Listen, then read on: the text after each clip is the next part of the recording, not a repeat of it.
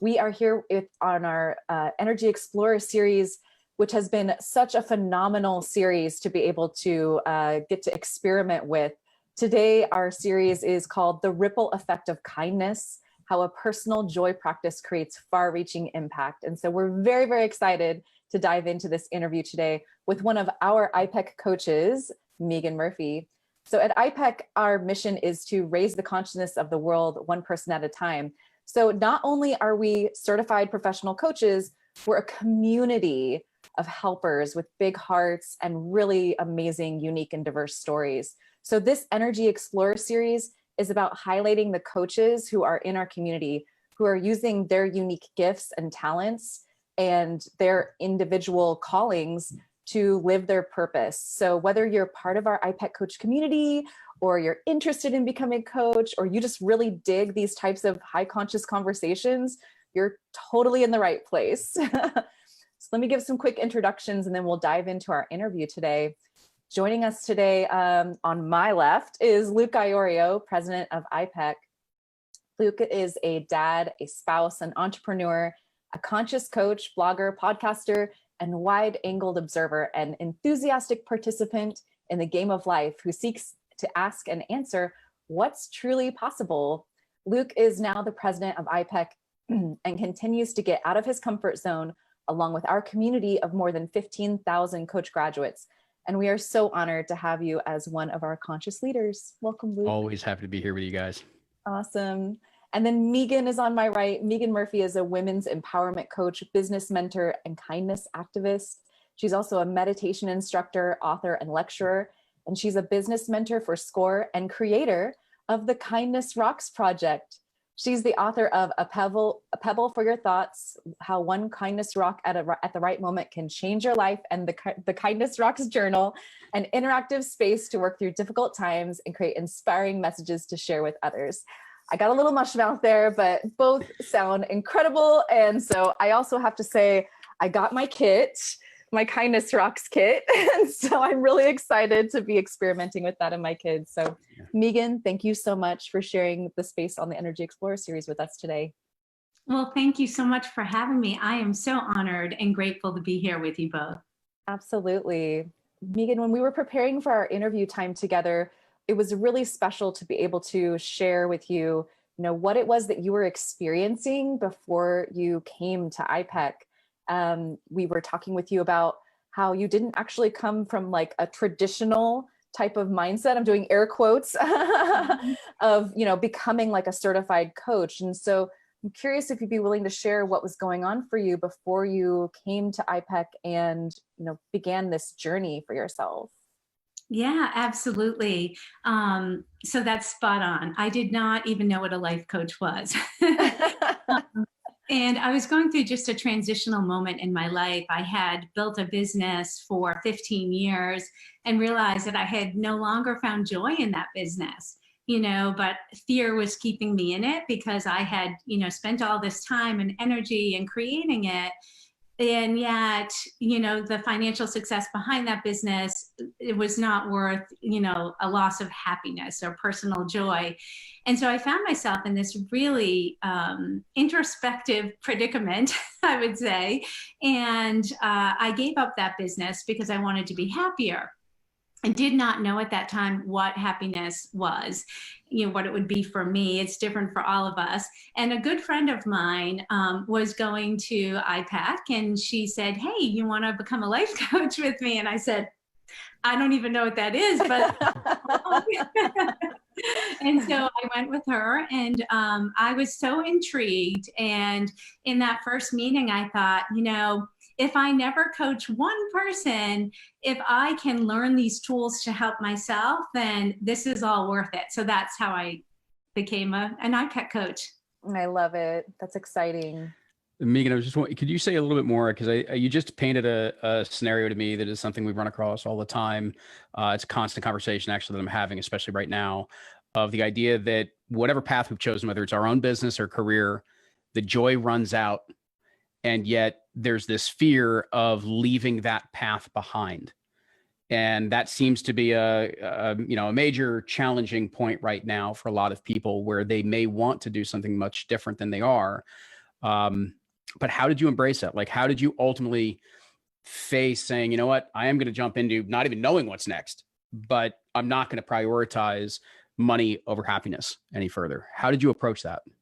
Yeah, so I approached it probably much like most of us do as human beings. I got consumed with the fear, right? I mean, to be honest, I'm just going to be Absolutely. very honest. So I got consumed with that fear. And what I realized, Luke, was that this fear was overtaking my life, and it was also changing the person who I was. And so I started to realize that every day that I looked in the mirror, I didn't really recognize myself, not physically, but the essence of who I was. I felt as if I wasn't being a great mother. I wasn't being a great wife or friend or, boss. I was really just unhappy. And so when I realized that, this was getting worse. I was having this reaction and that change needed to happen. Some people call it like a proverbial rock bottom, where you just no longer can live a certain way because there's just something inside of you that is calling you to overcome that fear. And even though you don't know, just like take that risk, because anything would be better than feeling the way I did. And so that's for me what it was. And I think as coaches now, I know personally as a coach, I try and help people before they get to that spot, because, it's really difficult when you to go through that process that deep, So in any event, that was my own personal journey. I appreciate that, because it is something, and I mean, we've talked about it in different shows in the past. I appreciate it. I've been through some of that as well, of hitting some of that bottom. But what we're highlighting and what you're also expressing is just that we come to a point where we no longer feel like we're aligned to who we really truly are, or how it is that we want to be in the world. And facing that and needing to say goodbye on what has been a pretty, maybe even comfortable situation is very difficult, which is why we then kind of navigate ourselves into such pain and discomfort, and we don't want to make the change. Right? We're holding on as much as we can, hoping somehow it's going to get better. And that's sort of one of the things to invite everybody listening today is to look around and to pay attention to what are some of the signs that are either telling you you're on a path that's deeply aligned, which is awesome, or what are the signs that you may not be aligned and that you're not really truly heading to where you would like to be. And then starting to get into some of the conversation I think we're going to have today, so that maybe hopefully you don't have to hit that proverbial rock bottom. Yeah, absolutely.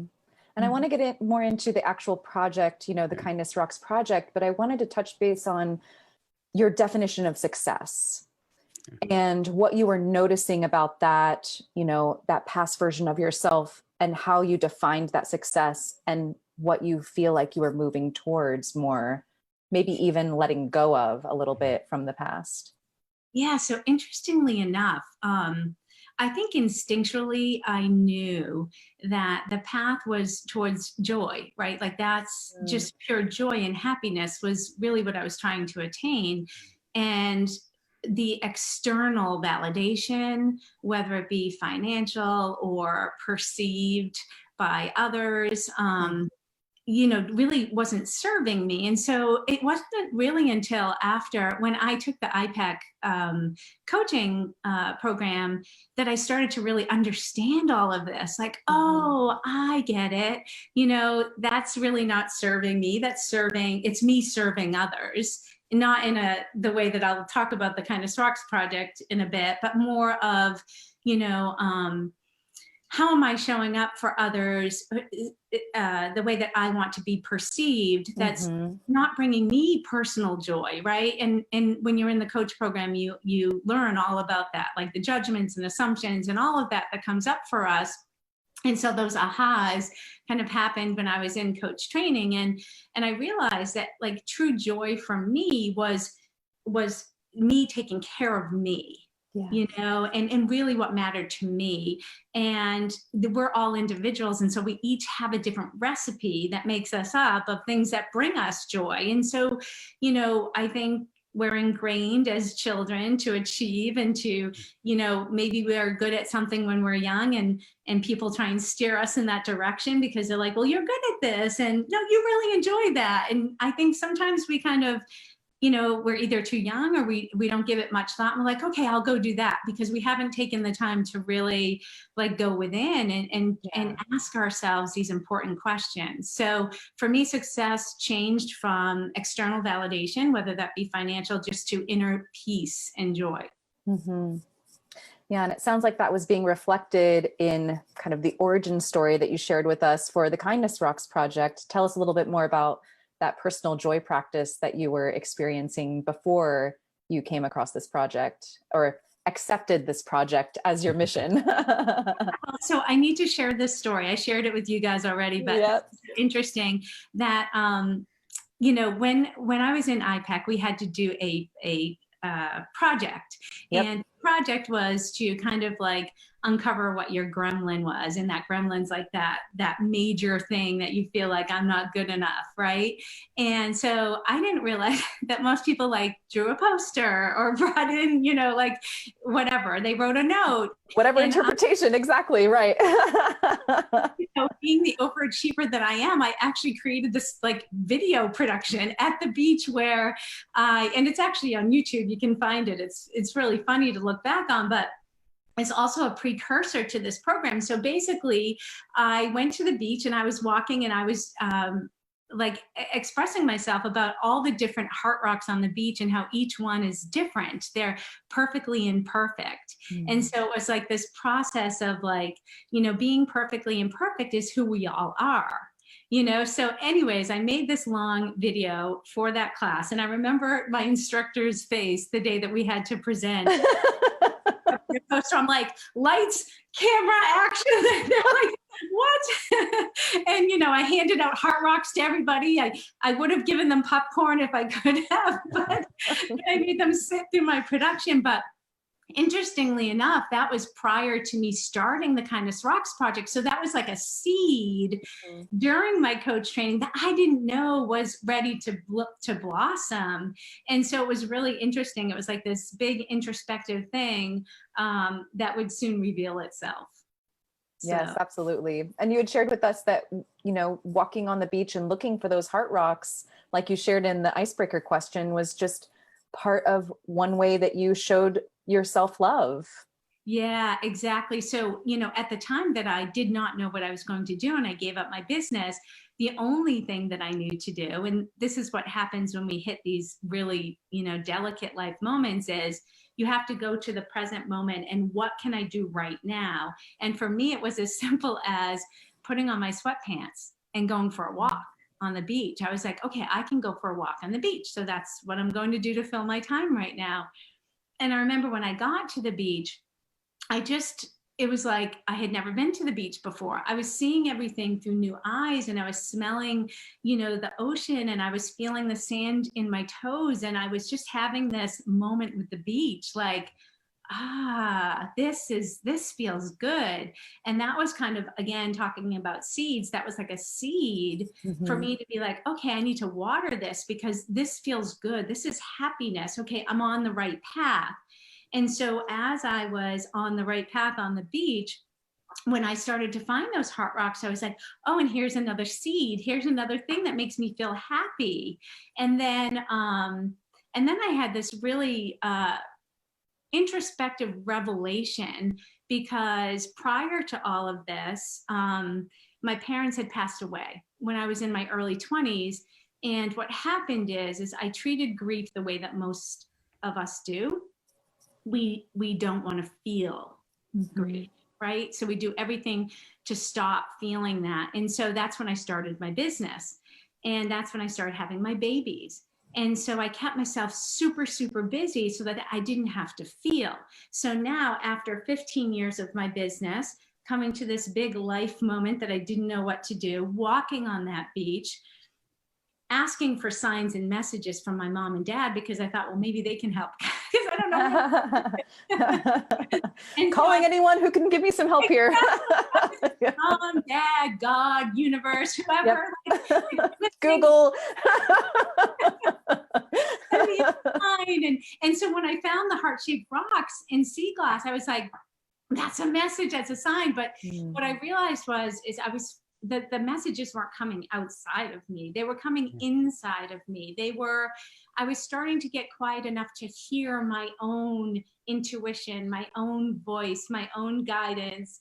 And in that also, again, talk about seeds, that felt really good. And when I started listening to that, and going back to your book club book, Big Magic, you know, that's when the inspiration kind of swirled around. And that's when I started noticing other people walking on the beach.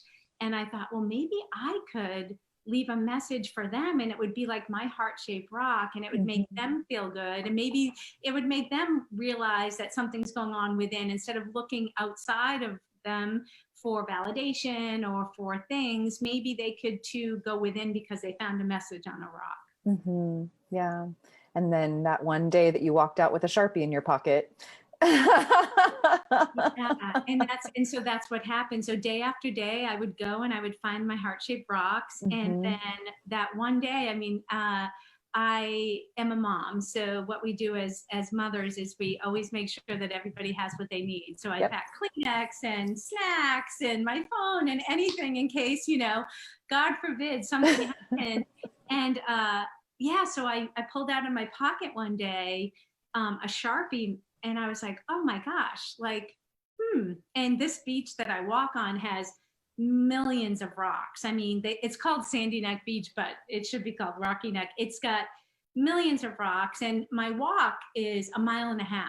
So it's a beach filled with rocks, and I only chose 5 rocks, and I wrote 5 messages with my Sharpie, and I kind of dropped them secretly so that nobody could see me. I was, you know, a middle-aged woman. It seemed kind of odd to me. So I'm assuming it would seem odd to others. And I dropped them. And then ironically, that night, a friend of mine found one of those 5 rocks. And this is also divine intervention, I feel. It was that very same friend that brought me to iPEC, my friend Pam. And I think she's watching today. So Pam Mulhern, thank you. Pam found one of those rocks, and she messaged me and said, you know, did you leave this rock on the beach today? And I said, no, because, you know, she's never going to be friends with me anymore because that's weird. And she said, well, if you did drop it, I just want to let you know it really helped. I was having a bad day. And I thought, okay, like I think that I'm going to continue to do this. So Beautiful, beautiful. And now the Kindness Rocks project is a movement. And so we get to dig into how this original idea, this acceptance of this project, this idea, this inspiration has created such a ripple effect, and how you use your coaching skills in what you do today. And that's the magical part, Jenny, right? Because, you know, had I not gone to iPEC, first of all, to learn tools for myself that I needed at that time. I mean, I completely needed. Had I not gone to iPEC to learn that, had I not been aware of everything that was going on inside of me and being able to kind of like work through it through the tools that I learned, you know, this project may not have ever been born. And in addition to that, all of the people that now reach out to me, I mean, so it changed from like my personal hobby to make me feel better to this international movement where people, amazing people, like the kindest, amazing community ever, all around the world are doing this. And so when they drop their rocks in places, people reach out to me and they say, I found this rock today and I have to share my story with you. And a lot of them are really like heartbreaking. And they're looking for someone to be listening to them. They're looking for somebody to say, you're not alone and I'm here. And all of the tools that I learned in iPEC, I need for this movement. So it's like, thank goodness that came. I feel like everything kind of fell into place, that back to big magic, like the universe wanted this project to happen because of all the crazy things going around in this world. We needed something to connect us all to one another, but I needed to be ready and have the tools to do this. Absolutely. Yeah. And being a coach and being able to hold that space for others so that they feel validated and acknowledged in their experience and can go within to find their own answers is so powerful and meaningful. Absolutely. Absolutely. One of the things that just kind of jumped out at me, and I don't know if this was, I'm not sure if I realized this when we were kind of talking before we set up the interview today. It's interesting that you describe, after, losing your parents and starting your business and keeping distracted and things like that. I didn't connect it to then later on when you left your business, that period of time that you essentially had that created as much space as it did. And while that may not have been what, we would typically maybe think of as a grieving process, but by creating that type of space and allowing yourself to just be at that period of time, you coincide that then with the desire to become more present. Like, what was it that you could go out and do that you were able to soak up the present moment, being out on the beach and taking in the weather and the wind and the water and seeing the stones. And then that allowed you to turn inward. And the reason why I just wanted to kind of call this out in the way of what's occurring here is that because we bottle up grief, meaning we not just repress some of those feelings, but that we cut the process short is really what I want to say, is that we stop the process and we don't really allow it to work through us. We never, quite literally, we never actually clear the space for the next thing to come in. Right. And that's what, whether you were intending it or not, or easy certainly to look back 2020 hindsight of saying that period of time after your business created that space. And then you had all of these tools of being able to turn more present, to turn more inward, that allowed you to ask these questions, to get to then even just pay attention to what the inner voice and even just the moment was presenting you, is really just a kind of an extraordinary part of the story. And I just didn't want anybody to lose that there actually is a little bit that was going on there process wise, whether we intended it or not. There was a lot that was going on there that others can learn from. Yeah, and thank you for pointing that out and highlighting that, Luke, because what I'm noticing now through the project members is that many people are grieving right now through the pandemic, right? So they're grieving life as it used to be because of all of the uncertainty, and there's a lot of fear. So many of the same feelings that I was having back then about leaving my job, people are just having right now. And it may not be attached to like losing a loved one. It may be, you've lost a job, or your sport, if it's a child, their sporting team, they're not having their senior year season, or whatever it is. I mean, loss comes in so many forms. And I think right now there's a lot of that going on for people. Yeah.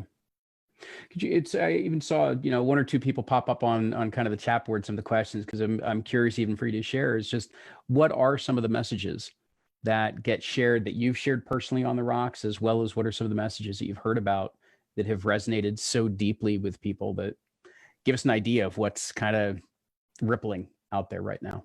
Yeah, so when I first started that first day, those 5 rocks were very simple messages like, you've got this, and the answers lie within, and just, simple little uplifting messages that I was very mindful of, and I still am today, what message it is on the rock that could hit people from all different experiences of what they're having, and make them feel supported, and that it was meant for them, and uplifting.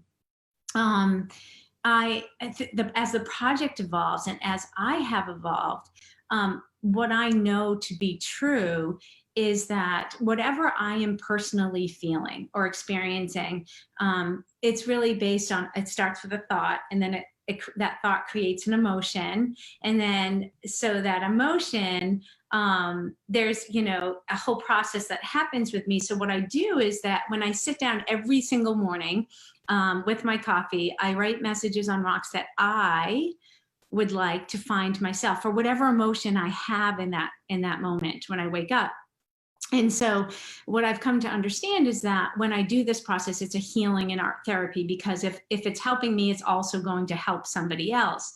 And that's how we form this connection with people that we've never, we may never meet, but we think, okay, if this is helping me, it's probably going to help somebody else. So we need to get out of that mindset of, like that inner voice that we all have, that I'm not good enough and no one gets this and I'm weird or I'm stupid or, all these things, these self-judgment thoughts that we have to understand that we're all connected. And so now, that's my process for writing the messages. So for example, like the other day I dropped one where it's like, and this is just how I was feeling personally. I'm like, it may be really difficult right now and you may be struggling every day, but hang in there.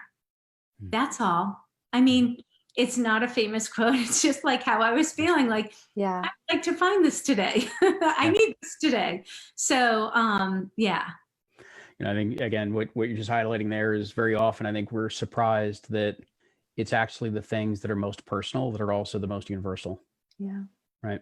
It's when we connect into just kind of that real deep felt experience of whatever it is that's going on. And exactly as you said, the message that we hope somebody would give to us today. And I love the fact that that's kind of a healing and presence practice that you use in the mornings. But it's those very messages that are just from the heart and truly felt, that they're going to touch people in ways that you just can't even imagine. Yeah. And, it's interesting because I never planned any of this, right? So when you think about this and where we are today and having this conversation, I mean, this was just like something that happened for me. So back to like allowing your life to kind of evolve and not knowing, right? So we talked about that in the beginning, the fear of the unknown, had all of those things not happen, had I not given up that job, career, my business, and I would not be here today. So there's like, all of these kind of puzzle pieces that come that sometimes, we don't realize there's like a bigger picture and the puzzle pieces come. So back, the messages that I was dropping on that first day, little did I know that, so the process now, and I talk about this because this is what I know to be true, just to highlight what we have been discussing, is that, someone is walking anywhere and they find a rock with a message on it. This one has a big message. That sounds like that's very tiny writing. At some point I need to share this with you because this is anyways. But so they find a rock with a message and they read the message and they look around and they think like, who dropped this, right? Like, and then they connect with the message, because often inspiration just hits an emotion within us, whether it's present or something from the past or something that we're hoping for the future. And so we connect with it, whatever's going on personally for us. And then this is where the magic happens, is that after that process, we realize, wait a minute, this was made by another human being. Yeah. And so it's like beyond the message now. It's like that person wrote this message. I connect with the message. Therefore, there's another human being that connects with me and understands me. I'm not alone. That's the magic behind this project. Yeah. Yeah. And connecting beyond beliefs or the way that our bodies look or the things that we say that may be coming out of fear, really connecting through that kindness. It's so, so meaningful and powerful. And such a simple act. Yeah. And who knew, right? Something as simple as this. I have so many people that say to me like, this is so simple, but brilliant. And I'm like, I know. And I don't say I know because I'm taking credit for it, because like Liz Gilbert says in her book, Big Magic, we're really giving her a lot of shout outs today in this. But relevant. One of my favorite things that she said in that book was that, things want to be created. And so they like kind of go through the universe and they tap people on the shoulder or through their intuition. And they're like, hey, pay attention, you should do this. And we're too busy, or we're too in our own heads, or like, I can't do that, or whatever it is, that we don't pay attention. And then someone else might go and do it. And you're like, well, I thought of that 5 years ago, So right. For me, it was like, I was just open. I was on the beach and I was like this. I literally was this on the beach. Like, what do you want me to do? And then this is what it is now. So, and it's not me. I mean, I'm a part of this movement, right? I'm a puzzle piece in this. Something in what you said here, but also something you said before, and because there's yet another theme that I just see in there that's so critically important. When we allow that fear to rule us, to hold on to what was, so we hold on to not just what was the career, the business, the relationship, or what have you, but we also hold on to what we believed the future would be based off of the path we were in. So meaning holding on to a future that hasn't yet come. When we do that, we only pay attention to those things that move us in that direction. And so it's right. We get that tunnel vision kicks in, and we quite literally, using the phrase of the day, since Liz Gilbert apparently is sponsoring us here, we don't let the magic in. Right. I mean, quite literally, right? At any given time, there's parts of us from inside of ourselves. There's serendipity. There's the universe, whatever you want to ascribe it to. There are ideas want to be birthed. Things want to be created, exactly as you said, and they're around us all the time. But if we're only attaching ourselves to what was and where we thought what was leading us to in the future, we just cut off this whole universe of what's trying to find us today. Right. Yeah, it's funny, Luke. Thank you, because that was a thought that I had before too. This is one of those conversations where, I mean, if everybody could share their thought bubbles right now, right? Right. Everybody in this chat, we're all having these like thoughts that are happening. I wish we could invite everybody. I don't know if Tony Robbins, she's got like this room full of people, and I think that would be so cool, and everybody was talking. But because I'm sure everybody's having these thoughts. I mean, for me, it was, like I too, we've been ingrained, right, in our conditioning to like have a goal, take steps towards our goal, and keep our eye on that prize. What does that look like, right? But we can miss, if we're only focused, tunnel focused, we can miss the peripheral. Yeah. And so sometimes the peripheral, right, is that, I'll just use an example because I have dogs and I take them for a walk every day in the woods, right? And so we go down this path in the woods, and it's a really wide path, and lots of people have traveled this path. But you know what? Like, I have one of my dogs is a rescue, and she's a little bit skittish, so sometimes she might get anxious. And so sometimes I have to take like that little path to the side that like, is it a path or isn't it not a path?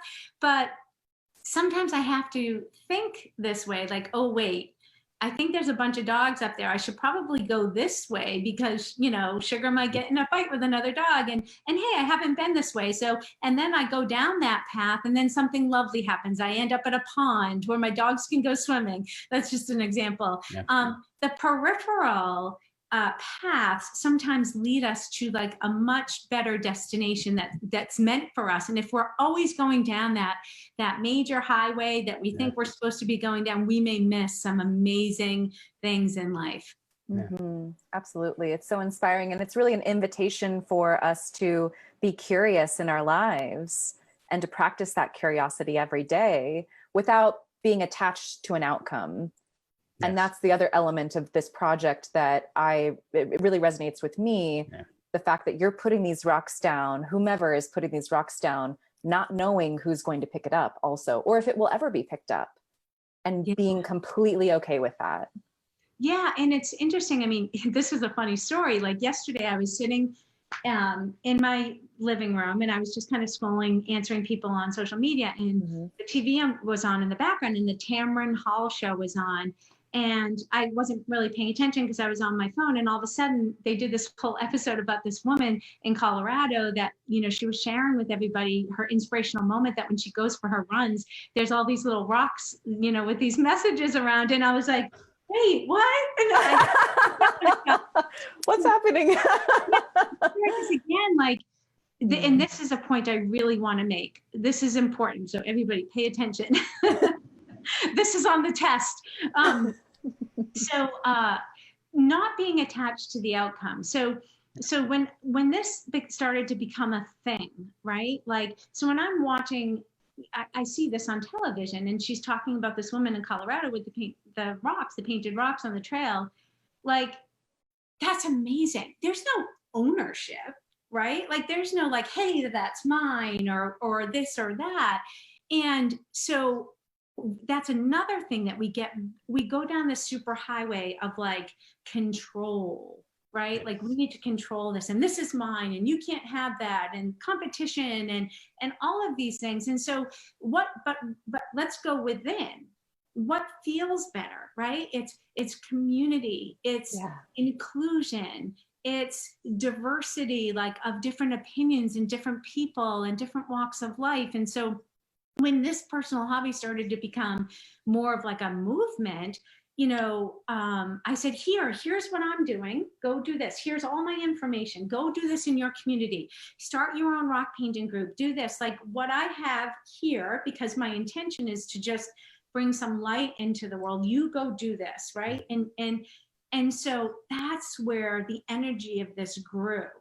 I didn't say, well, this is me, this is mine, you can't have this, or you have to do it in this way. That's I think too many of us get stuck back in fear. Luke, let's go back to fear. It's because it shows up everywhere, right? It's always with us, right? There's fear everywhere. So if we're in fear of, well, someone's going to knock me off and do this, then like, what are you doing? And so you have to go back to the intention, like, what am I doing? Nothing brings me more joy than to see that on the television from a woman in Colorado. Like, awesome. So many angles to go down. I know. I'm going to pick one, I promise. I guess there are two things. The first is where you ended, which is that when we recognize that some of our most magical moments, the things that we care the most about, that are most meaningful to us, are not about some external or quantifiable goal that we're trying to achieve, right? Those are not the moments that make magic. Those are the things that we've been conditioned and taught that we have to go chase. And so to be very clear on what is the real intention, the real energy that I am trying to put into whatever it is that's being created or birthed, it keeps us honest, it keeps us aligned, and it does move us more into this other space as opposed to control. It moves us into this other space of co-creation. Because to me, what you just described is a perfect understanding and illustration of the idea of co-creation. So as opposed to the idea that we create something, then we own it forever and it's our thing, and we're going to keep it and everything else, right? Co-creation is that idea that we move things forward almost like it's a step at a time, and pay attention to what it is that's now entering into the environment, that's entering into the scenario, that can add on to it, that can expand it, that we can play with, that we can partner with. And I don't mean that in formal senses. I just mean it in the playfulness of the way in which we can move forward. And when we seem to do that, that's when, to me, so you describe it as an international movement. It is. Why? Because you didn't plan for it to be. It was meant to be something that was poured out into the world and then allowed to birth further and further and further. And of course, by doing that, not that we need to stroke the ego and whatnot for all of us, but you weren't forgotten in the process. You weren't necessarily kicked aside. You have benefited from any form of abundance in the many different ways that can be defined as part of this. And it actually births so much more of what we need at any given time and what we really truly yearn for and long for, by not trying to control it, by not trying to hold on to this and attach to it and say, okay, now how am I going to go monetize this? Now I'm going to go do this. Instead, it was just being very present, much like how this was birthed, being very present and seeing what was unfolding, and then finding the way of dancing with that. Right.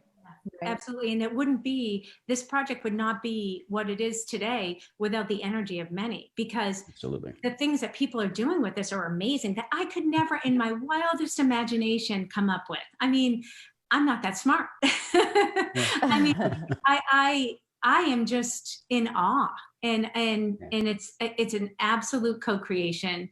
It's an absolute project that wanted to be birthed. I think it's healing so many people. And, I just, every day when I walk the beach, I have this thing that I do other than looking for heart-shaped rocks. I say out loud, thank you. I'm grateful for this, to be the facilitator of this. And I'm listening. What's next, Mm-hmm. Some others are sharing some other projects that are equally as inspiring and inclusive and expanding from that connection space. The example of throwing pennies while you're out on a walk so that others can find those pennies, or leaving beautiful flowers for others, anonymously. And all of them come back to this concept of kindness.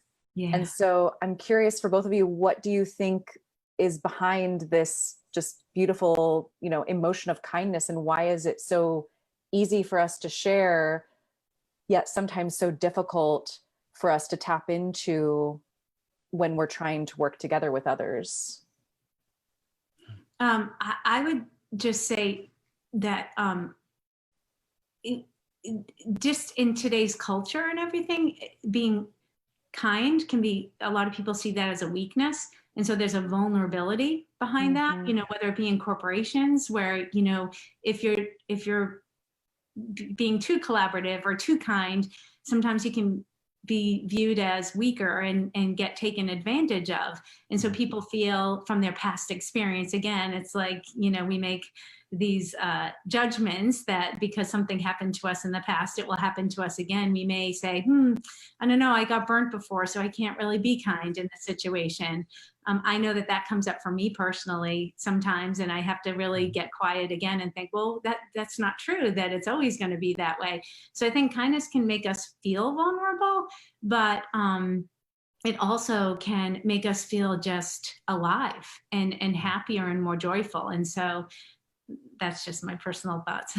Yeah, absolutely. And I think that vulnerability, I think, is such a key word in terms of something that we're all coming to face and understand in different ways in this present moment.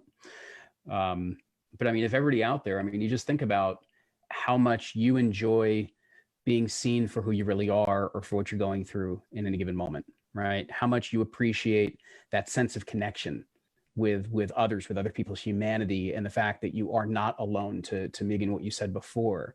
When you think about those things that are so core to who we are, that do connect us to one another and that enrich our lives, what it's asking is for somebody to go first. Yeah. Kindness to me is going first. Being, putting something even so simple out there as a rock with a message that would be important for you to receive today can be something where you're allowing yourself to be seen, to be vulnerable and bold in the same moment, and say, here I am, world.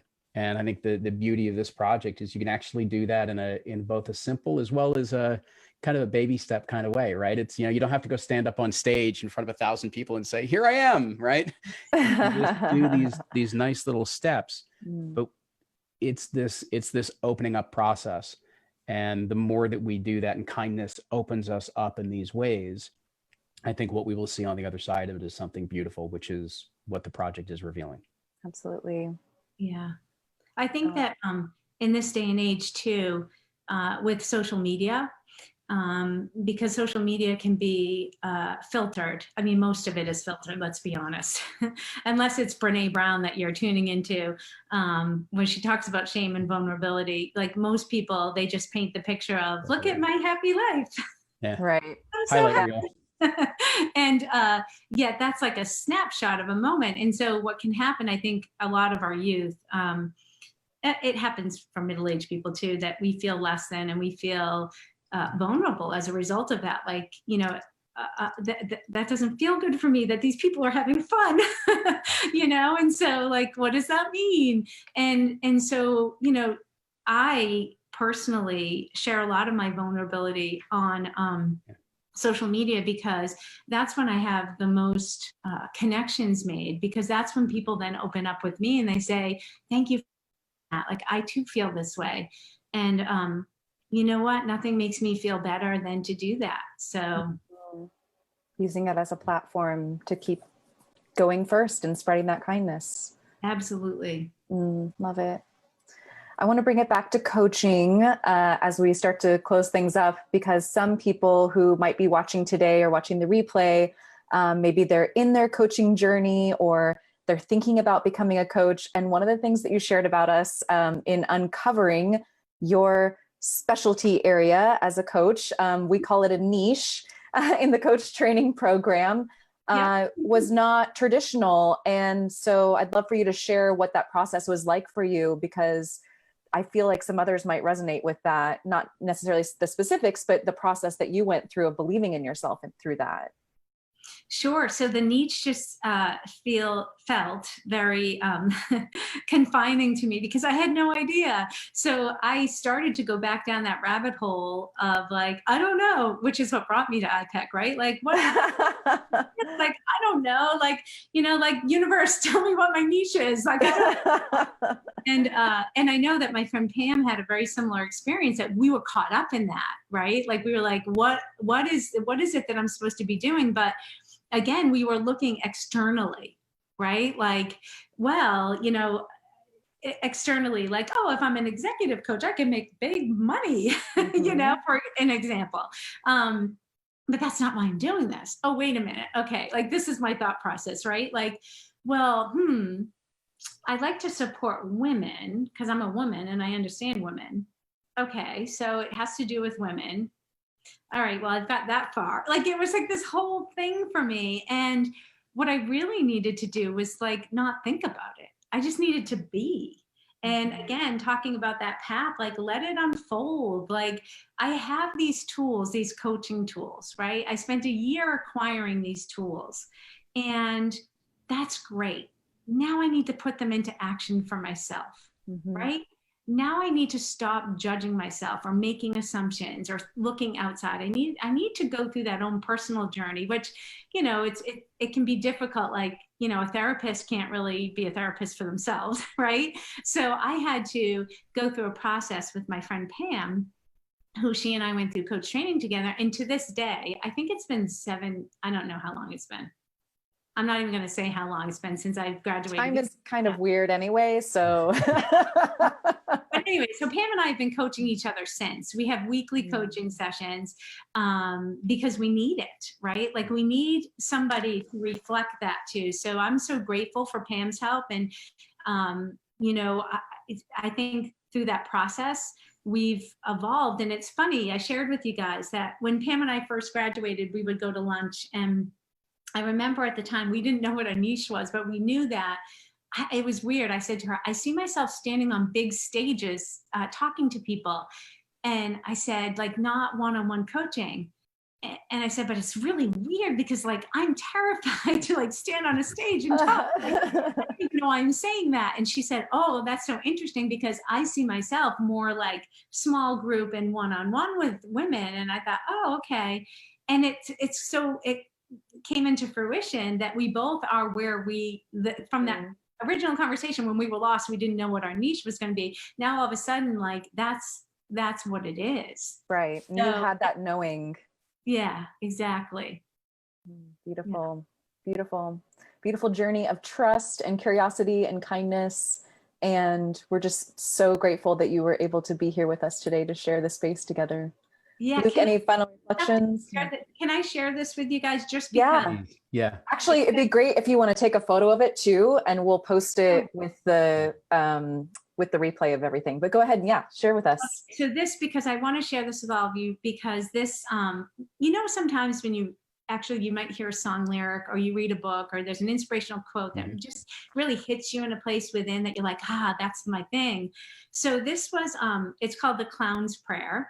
And I learned about it. It was during the death of a comedian, and I can't remember which one, but he carried this on a piece of paper in his wallet. And when I read about it and I saw this, I thought, that's my thing. So it's called the Clown's Prayer, and there is no author to attribute it to, but it says, as I stumble through this life, help me create more laughter than tears, dispense more happiness than gloom, spread more cheer than despair. Never let me become so indifferent that I will fail to see the wonders in the eyes of a child or the twinkle in the eyes of the aged. Never let me forget that my total effort is to cheer people, make them happy, and forget momentarily all the unpleasantness in their lives. And in my final moment, may I hear you whisper, when you made my people smile, you made me smile. It's really beautiful. So yeah, I can see why you wanted to share that. Thank you, Megan. Thank you. Thank you, Megan. Thank you. Fantastic. Amazing. Well, we're going to be posting some ways to get in touch with Megan and the Kindness Rocks project. We will be available for anyone who has logistical questions. If you are feeling like it's time to become a coach, we have an admissions team who's amazing, who can answer any questions that you might have about your journey.